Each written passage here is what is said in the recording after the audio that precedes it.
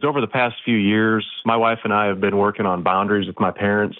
We have 3 kids, and my mom has a fairly abrasive personality, let's just put it that way. What does that mean? She'll make comments like that we parent our kids a certain way that makes it obvious she doesn't approve of. Things like we coddle our kids or just little comments here and there. Issues with them seem to kind of bubble up and smooth over the course of a few years, right?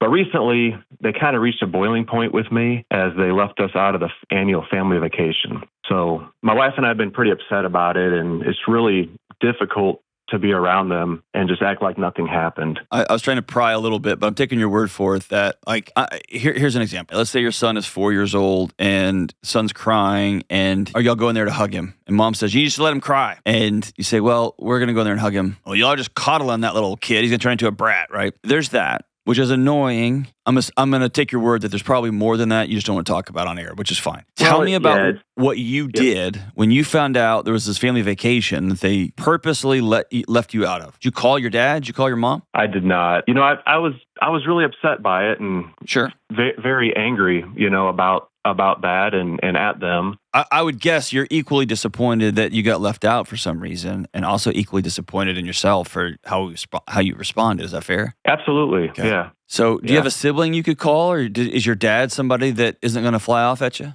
I could probably talk to a sibling or my dad about it. And I've made comments to my siblings in the past, like I would never go on a vacation in that scenario, in that situation, with mom and dad or whatever. But things change over time, and it's still trying to reconcile why there wasn't even an invite, right? Because in the past, there was more extravagant vacations, right? That we were just kind of excluded from due to the size of our family and when, the stage of life we were in. But that could be my perception too. Let me paint you a different picture, though. Your mom and your dad both know that y'all don't appreciate their quips and comments about how you and your wife are parenting. You've told one of your siblings, I would never go on one of those vacations. Mm-hmm.